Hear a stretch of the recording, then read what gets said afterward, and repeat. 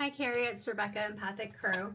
I had started a reading for you the other day, but I wasn't able to finish it, and I had thought about picking up where I left off, but I'm feeling drawn to go ahead and just pull some different cards. So that's what we're going to do. Just going to pull my sleeves up real quick. So right now I'm going to be using the Radiant Rider-Waite-Smith tarot deck. Well, it says Rider-Waite, but Smith is the one who did the artwork and definitely deserves credit. So the Rider-Waite tarot deck, Rider-Waite-Smith, was the original tarot deck. You may already know these things. I don't know how much you know with tarot and everything. I was also called to the Angels and Auras Oracle, Radley Valentine, and Dougal Fraser. I'm not sure how to say his first name. And then we have the Chakra Wisdom Oracle deck, Tori Hartman. And then I may do some of the Divine Time Oracle deck. I try to be weary of asking for timelines, because the thing is, when it comes to readings, whether it's tarot reading or even mediumship, past and present are usually on point, very accurate, because it's what's happened in the past and it's what's happening right now. But with future, it's possibilities. It's the potential of what could happen. If a decision or a thought changes, it can take you down a whole different path. Excuse me. Well, I can't talk apparently. All right, so we'll start with the tarot. That's usually how I do. Sometimes here lately I've been called to do different ways, but this is feeling like it's what we need to do. So we will go from there. All right, I'm going to try to shuffle these, but I was diagnosed with tennis elbow today. That's why I've got this silly thing on. I've been struggling with shuffling because it does hurt. But I'm going to try to do it anyway. It's just a little bit harder with the bigger decks. So please excuse any grimaces that I make or anything like that. All right. We're just going to do 3. 3 is one of my numbers, 333 especially. And that is more than enough because these decks have been shuffled really well. God, angels, guides, and ancestors, please help to bring the message that Kerri needs to hear. Help provide some assistance and guidance. Thank you. All right, so first card that came out is the Magician, which is card number 1. So what do we need to know about the Magician? The Queen of Swords. All right, so this came out in the other reading that I had started to record. So there is a big emphasis on you being able to set boundaries, to advocate for yourself, to be able to speak clearly and plainly, to communicate with authority, to be assertive. But I'm also seeing the angel and the butterfly here on the bottom part of these cards. So even though you may be being called to step into that more assertive and straightforward,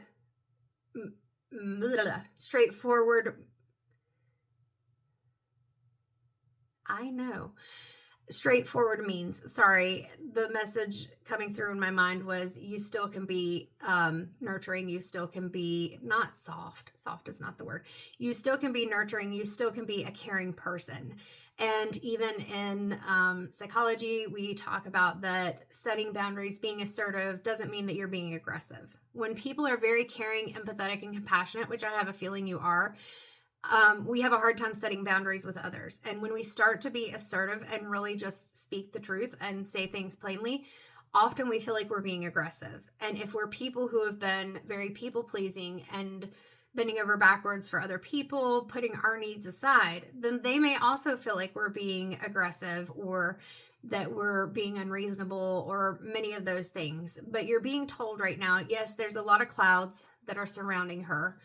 It even looks like clouds on her cloak. So being like everything feeling foggy, feeling cloudy. But if you look above where the sword is, it's using those words and thinking clearly to cut through all the fog, all the clouds and everything, and be able to say, all right, this is the path that I want to take. Let go of all that extra stuff, all the stuff that is weighing you down, all the stuff that feels like it's just closing in on you, and be able to really look at clearly what it is that you want. And there's like a hawk up in the top of this card, or to me, it reminds me of a hawk or an eagle. And so really having that clear view, being able, when you're in the clouds, when you're in that fog, being able to have a very clear and discerning view is hard to do because you're drowning in all the stuff.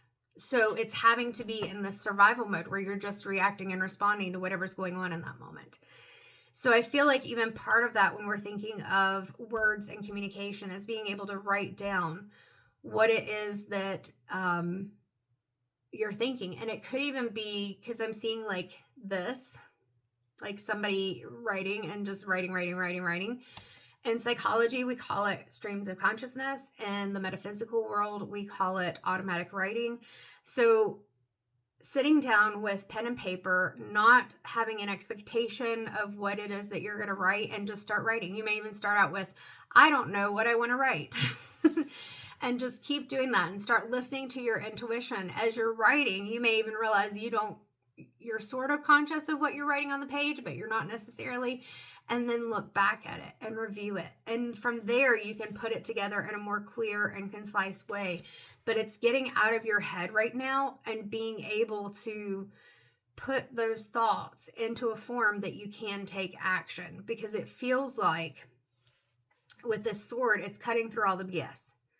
Being able to really move through all that and get to this place of like, there's these trees over here, get to this place of growth. Because right now it feels like there's this sense of chaos. Why am I being drawn to the red on her wrist? So I don't know much about Kabbalah, but I know the red bracelet is something they wear. But when I see red, what I think of is root chakra, which is grounding. So I feel like my eyes are being drawn to the red because we've already got the blue, which on her cloak and in the sky, and blue is throat chakra. And that is the communicating clearly. We've got the yellow in the crown and on underneath her. And that is symbolizing for me the solar plexus chakra, which is stepping out of anxiety and worry. When it's unbalanced, we're in like this overload, this restlessness, this worry, this confusion, this doubt. And when we're in a more balanced view of the solar plexus chakra, it's a sense of confidence. It's being able to believe in yourself, being able to show that to other people. And so I feel like that's a big message. With the red and root chakra, it's getting grounded and seeing the trees. That may even be going out in nature. I don't know if nature is grounding for you. It could even be, because I see this little path right here, it could even be taking a walk. If you're local to my area, which I think you are, I mean, it could even be going to like the Memorial Park and walking around the track, or around the lake, or even when you're doing the automatic writing, if it's not too cold, which it has been way too cold lately, doing that at the picnic shelter or something. Or even if you're just getting out of your space, because for some reason I'm really seeing you in nature now. It could even be that you're sitting in your car so you're warm, but just getting out of your space, because I feel like the space that you're in, it's really hard for you to allow yourself to get into that state where you would do the automatic writing and stuff. It's really hard for you to get out of the cloud of thoughts, because it's like being in that space is a reminder of all of those things. Like if you even try to focus on something else, that you're feeling like you're reminded of all those things. So whatever the space is, even if it's not in nature, where you feel that you can be more, but then again, I see the butterfly. So I do think, this is a time of transition, but I do feel like nature is a big thing here. That you are able to get out of your head. So in a space where you can be calm, where you can just focus on yourself and how you're feeling. And with the Magician, I have a feeling that what we're going to see is that you have to remind yourself that you are the co-creator of this journey. You see all this yellow, it's getting back into your confidence. He's wearing the red, getting grounded. The blue on the belt, speaking the truth. We've got this these flowers and things on the bottom. So new beginnings are coming. There's new growth all throughout this. And he has the pentacle, the cup, the sword, and the wand. And infinitely, he has every tool that he needs. You have the tools that you need, but it doesn't mean that everything is going to come to us at the time that we feel like it should. And that's a big thing to keep in mind here. That's why I don't always use a time card. I wasn't sure if I wanted to get the Divine Time Oracle deck. But when I did, I went ahead and got it because I feel like I worry that people are going to get too attached to a timeline. And the thing is, what you think that time is about may not be the thing. I don't know if that makes sense, but it's kind of like the tower moments. Sometimes we want something and we keep going for it, and it's not necessarily what we need or what really would be the best path. And so that path is blocked. And what we're trying to do, it's not working. But instead of turning around and figuring out something else that we can do, we just keep thinking it has to happen this way. And sometimes something different may happen, but it's better for you. So with the timing, I don't feel like there can be a specific time frame, but there are points in time that lead you down your path. So we'll see about that time piece. But I really do feel like these first two messages is really clear as far as getting out of your head and understanding that you can't be in that softer nature. You can still be compassionate, empathetic, and nurturing, but you have to be able at this point right now to communicate clearly, to think clearly, to speak clearly, and really decide what it is that you feel is going to be most helpful to you. And it may not always be the thing that you want to be the truth for you, but sometimes it is. So the next card that came out is the Three of Cups. So when I'm looking at this card for you, I feel like a big piece of this, and this has been a really big theme in a lot of my general readings too recently. Sorry, my allergies are getting a bit ramped up, but all the flowers and stuff that are in the stores right now. So when we look at this, again, we've got like these plants, but with these plants, what I see is the pumpkin, the grapes, those are maybe peaches, or they're on the ground though, tomatoes, but there's abundance here. And then each of these ladies have a cup. And I feel like the big thing is knowing that you have to focus on the people that you feel are supportive to you. The people, yeah, because we've got the red and the yellow again. So that confidence, the grounding, the people who make you feel safe, the people who you feel like you can talk to without judgment. Even with this person in white, when we think of white, sometimes that can be thinking of like the crown chakra and the connection to the divine, whatever that is for you, higher self, God, angels, ancestors, source, universe, whatever it is. Now I've got the hiccups. I don't know what's going on here. But when we look at this, it's being able to recognize that, again, like with the magician, you have the ability to create the things that you want, to go down the path, like with the Queen of Swords, that is going to get you to a place where you feel more secure, you feel more stable. But you have to get out of your head and to really look for support and communication with people who are like-minded, people who you feel like, I am safe to express myself. They're not judging me. They're not looking down on me. I can do things that other people may be like, oh, this is weird. That doesn't make sense. Oh, I wouldn't do that. But these people are going to be supportive of you, and they're going to say, sure, why not? Let's try it. The Knight of Cups. Don't usually read that this way, but what I heard was beware of things that look too good to be true. So with the Knight of Cups, cups, we're usually looking at emotions. We even have the water right here, which water is usually going to be emotions as well. When I'm looking at this Knight of Cups right now, though, what I'm seeing is he has the cup in his hand. And there's even like this glow around him in the cup. And the horse is kind of looking down, like, I don't know if I want to go this path. But the knight is sitting there and he's just kind of like knight in shining armor coming into the situation. And I feel like I said, I don't usually read it this way. But what I'm hearing as I see that card is, like I said, to beware of, I've already forgotten what it was. But caution is what's coming into my head, like being things that are too good to be true. That's what it was. So being aware of things that feel like they're too good to be true. That's interesting that that was coming across that way. Is there anything else that I'm kind of seeing that, I don't know. What's really coming into my head is when I'm seeing these wings on his, like down on his, those aren't really shoes, but the bottom of his armor and the top of his helmet. And we have this angel on the Queen of Swords. But you see, he's got these metal wings, and then this angel is very cherub-like. I don't know. I feel like it's really leaning into your own thoughts, like with this emotion, leaning into your intuition instead of allowing yourself to be taken by things, again, that feel too good to be true. Let's see if there's anything that comes out to clarify that a little bit. Like I said, I haven't read the Knight of Cups in that way before.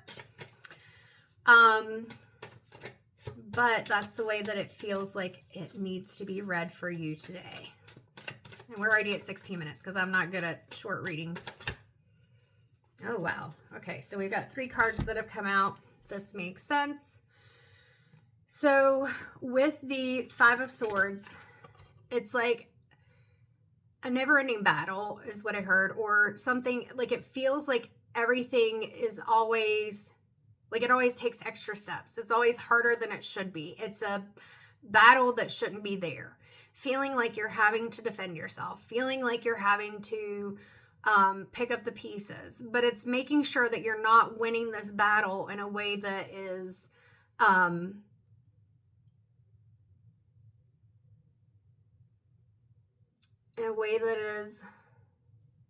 upper hand. What about the upper hand?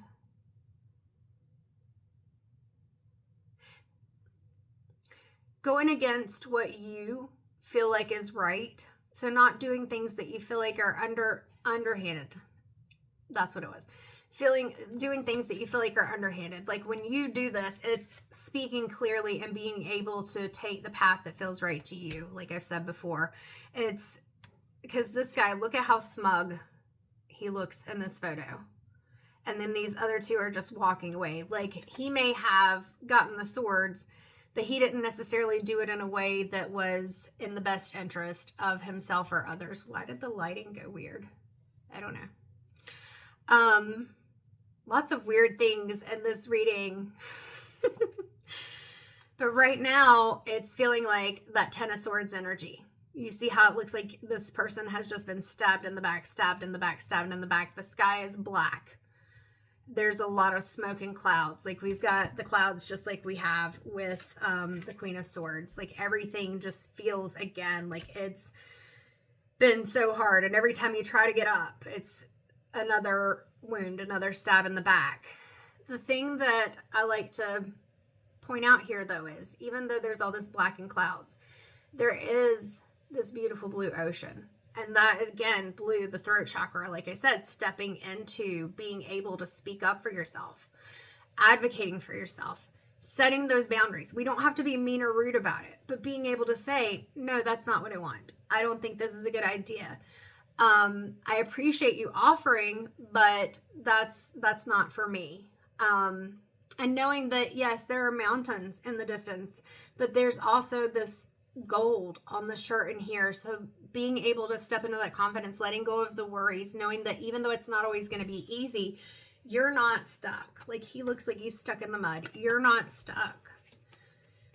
With the Emperor, there are a couple of ways that he tends to come through. But in this card with the Emperor, what I'm seeing is being able to, and I'm hearing impartiality. So being able to sit in that confidence, and with this red right here being grounded, having more of an energy where you aren't listening to others is what's coming through, but not in the way that you're not listening to any advice or anything people say, but that you're weighing it out. Like you're using your own judgment, your own discernment. I know that's the second time I've said that word, which feels really important to be able to focus on that. He has mountains behind him as well, but these mountains are much more lit up than the mountains in the Ten of Swords. And again, we've got that yellow confidence. We've also got the orange coming in, orange being sacral chakra. And so with that, I feel like there's an importance of being able to follow your passions and your dreams, stepping into your creativity. So again, this is where I say, sometimes things are not going to be what they look like. Like you may think, well, I think the way that I have to do this is that I have to, do this particular thing and save this particular money and then I'll be able to get it or whatever it is. And maybe there's an opportunity that you didn't know about. You have to be weary of the opportunities, but it can be that there's some creative endeavor that you've thought, I wonder if I can use this as a way to step into my passions and still get to where I want to be. And I see like right here, and even in the Queen of Swords card, and even in our Knight of Cups card, there's very little water. So I feel like part of this reading is saying that it's, and when we have the water, more water, it's in these swords cards. So I feel like part of what is being pointed out here as well is getting out of those emotions a little bit. You're a human. You're going to have emotions, but we can't let them take over and rule our lives. And when we get into this very emotional state, and it's easy to do, all of us get into this very emotional state sometimes, but it takes away from our ability to think clearly and to move forward. So it's okay to have those emotions and to acknowledge those emotions and to say, this feels very overwhelming. I feel very anxious. I feel afraid, whatever it is. And then reframe that by saying, even though I feel this way, I'm going to go ahead and move forward. I'm going to go ahead and try this out. I'm going to do something to try to get out of this space where I feel like nothing is working out. All right. So focusing again on that more even level, discerning, balanced view. Ooh, the hiccups. All right, so we've got Judgment. And with the Judgment card, sometimes this literally can be that you're feeling like you're being judged, but sometimes this is more of a karma type thing. So it could be that it's like, if you're familiar with tarot, the Wheel of Fortune, the wheel goes up, and sometimes, you know, we're in this place where we have things that we want. Things feel like they come easy.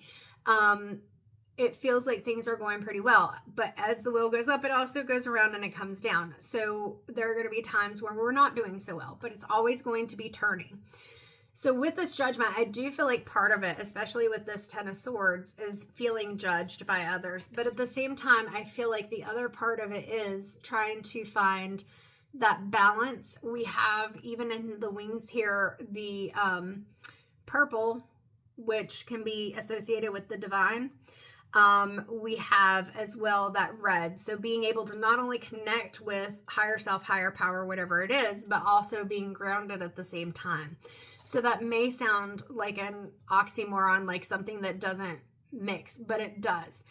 Think about when you meditate, you're grounding yourself and pulling that energy down, but at the same time connecting with, whether it's your subconscious, whether it's your higher self, whatever it is, you're still being connected. So I also look at, with this particular design, we have these individuals who are focused on the divine. And I've not really paid attention to this before, so this is interesting, but there's like a wave in the background that almost looks like a tidal wave. And so with this, and they're coming out of these boxes, it's almost like I've never read it this way, but the boxes to me are looking very protective. So like you've been in this sheltered position. This is where the Knight of Cups is coming in. You've been in this position where you've been trying to protect yourself. Not necessarily sheltered. That wasn't necessarily the right word, but protecting yourself. And in coming out and trying to connect with other things and trying to figure out other things, it can feel overwhelming. So again, just being aware that not every opportunity is going to be for you. And also where I said earlier with the Emperor, not allowing the emotions to take over. I feel like that tidal wave, like I said, water typically in the tarot represents emotions, is not, you've put yourself in this box to try to keep yourself from being hurt, from being overwhelmed, from feeling all these emotions. It didn't work because that's not how controlling our emotions works. But once you start stepping out, and look, we've got the blue, which again is going to be that throat chakra. You start setting the boundaries and asserting yourself. It's being aware that sometimes it's going to feel overwhelming. You're going to feel this flood of emotions. Don't fear that tidal wave. Don't feel like you have to pull yourself back into the box. Stay in that Queen of Swords energy and be truthful. Ground yourself. Have the confidence and know that it's going to be okay. With the Chariot, that's movement. So there is movement happening. And usually with the Chariot, it's fast and swift movement. So things are going to be moving soon. We've got the angel wings in this card again as well, and they're blue. So again, looking at that throat chakra, looking at connecting that with, like I said, intuition, higher self, divine guidance, whatever it's going to be. But we have to be, again, I hear discerning in what we do when we're making those decisions. Things may feel like they're moving fast, but understand that you do not have to make moves or decisions unless you feel comfortable with them. And if there is something where it is a quick move, it's being able to decide, if I'm being pushed to make this decision quickly, does that mean that I'm intentionally not being allowed to have the time to make this decision, or is it really this golden opportunity? So again, just coming back to be discerning when it comes to those opportunities and things. Let's see if we get a final card from the tarot. So from the tarot, with everything that we have gotten, what does Kerri need to do? So apparently this is, I said 3 earlier was one of my numbers. Oh yeah, 3 with 3 of Cups. Was that where it came from? I don't remember. But I remember saying that 3 was one of my numbers, and we're getting like 3 cards, and I usually try to just get one at a time. All right, so we have the Strength card, which makes perfect sense. Again, you see in this card what I was talking about earlier. You can still be empathetic, compassionate, loving, and nurturing while also having this strength, like the lion. And just like in the Magician card, we have the yellow background, having that confidence, letting go of that anxiety, letting go of that fear and doubt. We've got the infinity symbol above their heads, knowing that it's going to be okay, and knowing that not everything has to be either this or that. And when I'm looking at this card as well, I see the mountains in the background, but we have a lot more green here. You know, with the mountains that we've had before, we've had this card right here with the black, the smoke, the mud, and even with our Emperor with the mountains, there's not a lot of water, there's not a lot of scenery. It's pretty, almost looks like a desert with the way that it looks. But with this, we've got that growth. She's even got flowers that are wrapped around her waist, and red is the color that we're seeing here. So again, just being grounded, knowing that there is a new beginning coming, and that while it may not be easy because we do have some mountains in the background, at the same time, you've got the strength, you've got the courage, and you can do this. Now, don't fear this next card. I tell people that all the time. So the next card is death. It does not necessarily mean a literal death. In fact, the majority of the time, and it feels like it in this reading too, it is an ending of what has been. So whatever energy you've been in, like especially this Ten of Swords energy, where it feels like being stabbed in the back all the time. This energy with the Five of Swords of feeling like everything is a battle, like it just doesn't work out. You're trying really hard, but like you just can't get up. With the Death card, it's the death of how things have been done. It's the letting go of. It's maybe that's a better way to put it. It's releasing. It is letting go of those things that are holding you back. So whether that is those thoughts that keep you up at night, whether that is, like I said, the anxiety, whether it is grief over what you thought things were going to be like, if it's even with the grief of loved ones, we have to be able to understand that grief doesn't end.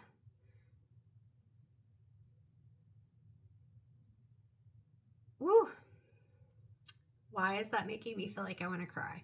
We have to understand that the grief doesn't end. Look, even in the background of this card, there's a sun. Grief doesn't end, but over time, I always see it as a spiral. So in the beginning, you've got a lot of tight trigger points. It's more intense. And then as we move out, as time goes on, grief is still there, but it gets a little bit less and it's a little less intense. And with this, are those feathers? I feel like they are. So if you're finding feathers, I feel like that's going to be important. That's a sign. There's a very nurturing energy here, and I kind of wish that I didn't know that your mom had passed because it feels very mothering, or motherly, nurturing. And those look like owl feathers. I have one actually, and it's right behind me. Yep. And actually, this one, I'm pretty sure I found it in a parking lot. See, it looks like owl feathers. So if you're finding feathers, I feel, and this is a hawk feather. So the other thing I was going to say it looked like was a hawk feather. And it's funny that the hawk feather was stuck to the owl feather. So if you're seeing owls, hawks, feathers, maybe even birds in general, but these feel very important because those were the two birds I thought of when I saw, there's like, this was in the driveway. The wind, this hawk feather was in the driveway. The wind was blowing like crazy. It was raining and this thing didn't move. I pulled up from being at the grocery store and I was like, what is that? Is that a feather? And I got out and it was there. And then this was at, my husband and I pulled into the subway at University Parkway. And right when I got out of the car, I was like, oh my God, right at my foot, there's a feather. So, I know for me with my mom and she passed, feathers are a big thing for me. And I don't suggest that to everyone, but because in this flag, I see what looks like I said, like hawk or owl feathers. I feel like hawks, owls, feathers, something is a sign from your mom. And so I feel like that's part of why we've gotten this death card as well. Because what I'm still here. What she wants you to know is she's still here, not physically, but you will get signs. If you haven't watched my video on the Empathic Crow YouTube, you don't need a medium, or you don't need to be a medium or psychic or whatever to connect with your loved ones. I think that might be the title. I can send it to you if you want. That is the big thing that I talk about, is that our loved ones are sending us messages and things all the time. And when I connect with people, the biggest message that your loved one wants you to know is that they're at peace. They're okay. You're the one who's having struggles with their passing, because we're left with the grief, the sadness, the heartache, and things like that. But they usually are at peace. There are a few exceptions, and I explain those in the video, especially doing the paranormal work that I've seen. But why is there a baby feather? Is there a baby coming in your family? But yeah, just knowing that she's there, it's going to be okay. Like, even look at the background here, even with the mountains and everything, we've got more vibrant colors. So even though this is the death card, it also brings in this message of peace and hope. And when we're looking at even this lady right here, she's got these flowers around her head. And I feel like that is really important for you right now, knowing that it's going to be okay. So mom is at peace, and it's time for you to work on releasing some of those negative emotions with the situations that you've been through and with her passing, and know that it's going to be okay. Final tarot card is the Queen of Pentacles. Not the Queen. This is the Nine of Pentacles. The Nine of Pentacles. But again, 9 is right before that 10. 10 being kind of the completion of a goal. So know that you are coming close to the end of the cycle. There are the Pentacles. Abundance is coming. And this also with the Nine of Pentacles, like she's got the fruit around her, and we've got the woman symbols on her robe. This is a card of fertility as well. So I don't know if you or somebody near you or something there. I feel like there's a baby, because the baby word keeps coming into my head, and I try not to throw things like that out because it can be a really sensitive subject. As somebody who has experienced pregnancy loss, I know that it can be difficult, and I hope that this is not triggering for you, but there is something about fertility and baby. I'm not sure what that is. So let's go ahead. We're already at 36 minutes. My husband is trying to message me, but I am not stopping this video because I am not going to stop in the middle of the reading again. So with the Angels and Auras Oracle, we're going to go ahead and pull a card from that. And we'll see with the other two if they're necessary. All right, so Angels and Oracle. And he knows I record on my phone, so I can't message him back.